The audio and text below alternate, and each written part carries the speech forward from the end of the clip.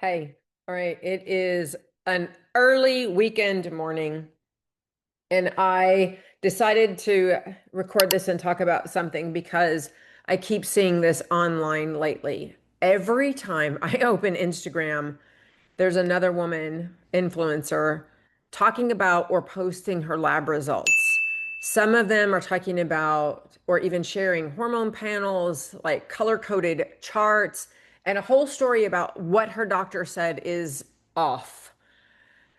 And listen, I love that women are getting curious about what is happening in their bodies. I really do, obviously, right? That's what I help with.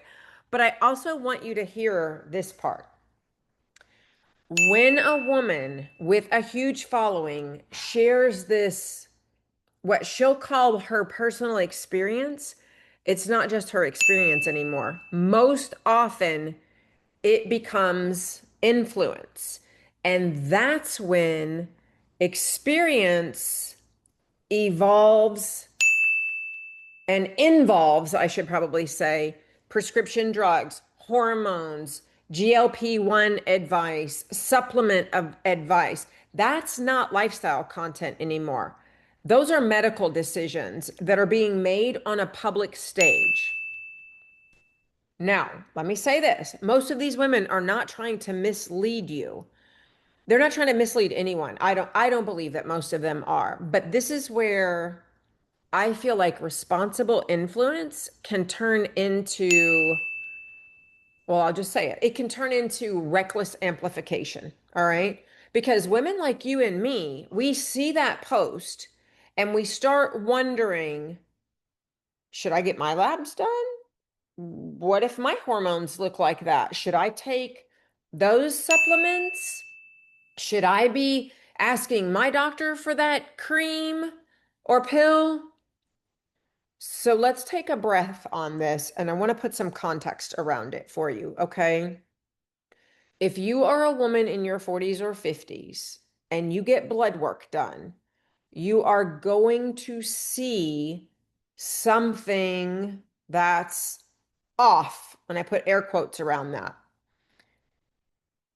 And that doesn't mean something is necessarily, quote unquote, again, air quotes, wrong. It doesn't mean that your body is broken. It means that your body is adapting. And I'm not going to go into all the all the talk around like what's normal, what's not normal, or specifics about these fluctuations.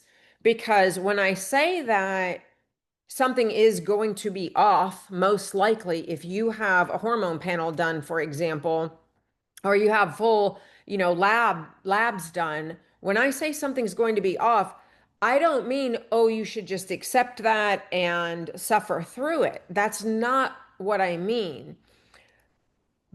But it is, and it doesn't feel normal at all, but it is normal for things to be off. And again, it doesn't mean that something is necessarily wrong or that you're broken somehow.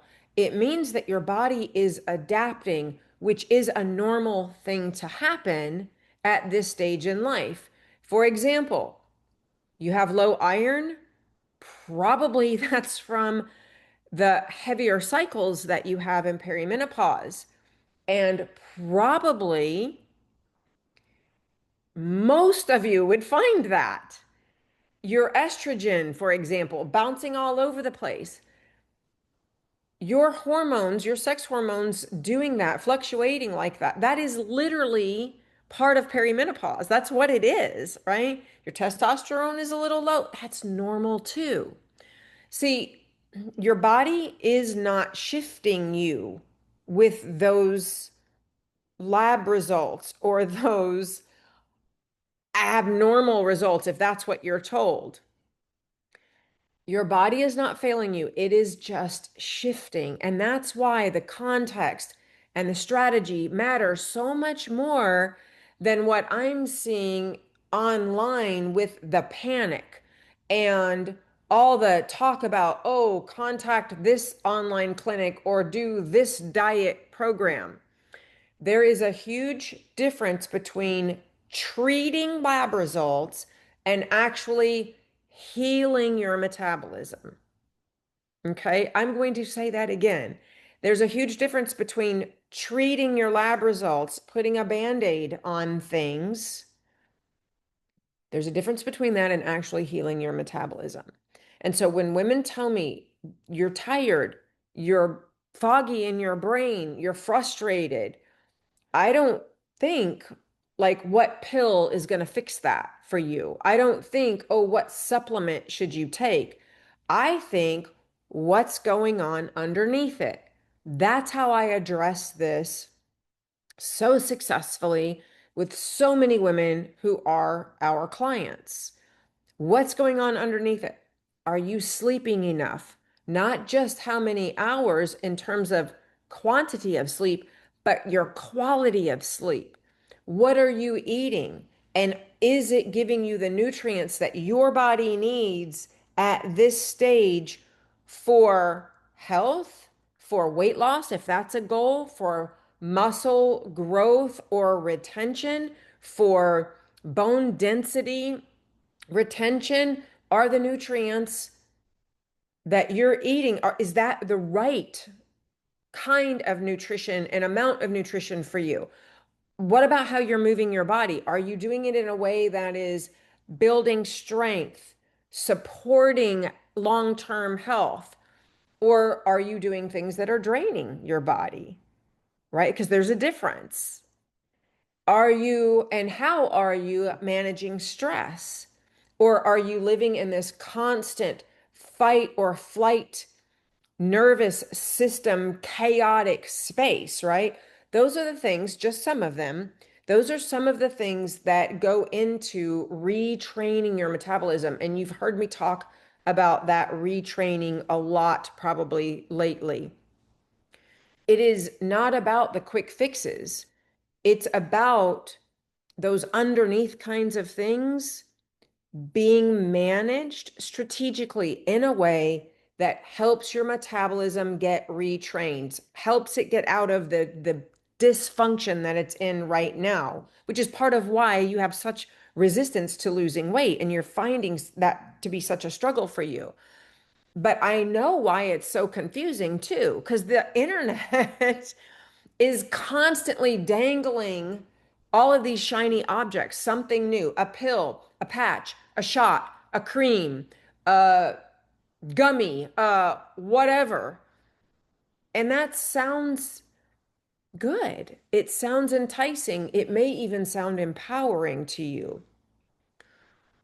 When really, it's all just a distraction that's disguised as empowerment. And that distraction is exhausting. Not just for me, for you, it's exhausting because you're trying to do everything right and you're still not feeling better. And it's really not your fault. You're just being pulled like a million different directions by solutions and tips and hacks and advice that actually don't solve anything. So here's what I want you to hear today. Your lab results are a snapshot, not a sentence. They are a snapshot, not a sentence. They're not proof that you're broken. They're just proof that your body is adapting to a new phase that is absolutely normal for us to go through. And the goal isn't to fix those numbers. The goal is not to fix those numbers. It's to support your body in a way that it can function best. And the numbers kind of fix themselves when you do that. That's what true metabolic healing is about. The retraining that I talk about is the way to healing your metabolic function. Understanding your body, not fighting it. Building resistance, not chasing a rescue, right? And so if you're nodding right now as you're hearing my voice and you're thinking like, yeah, that makes so much sense. I recorded a short video that walks you through what's really going on and how to get a jump start on turning it all around. Thousands and thousands of women have used it at this point to help get on the right path. It is not going to give you a complete solution, but it is all about how to get a jump start. It's all about how to begin retraining your metabolism in the right way. No band-aids, no bullshit. You can find that link to that video in the show notes under this episode, okay? And if you watch it, I really think you'll feel a sense of relief hearing that this isn't about chasing another trend. It's about finally having an actual science-backed strategy. Okay. All right, friend. That's what I wanted to talk with you about today. Take a breath. Your body is doing its best, and you really do deserve to feel good in all of it again. So, thanks for spending time with me. It's early morning. Clearly, all I did was throw my hair up into a bun. I really appreciate every time you come here and we have these chats. I know how busy you are. So I appreciate your time. I appreciate your friendship and I appreciate your trust. I'd love to hear from you, and I'll see you right back here next time.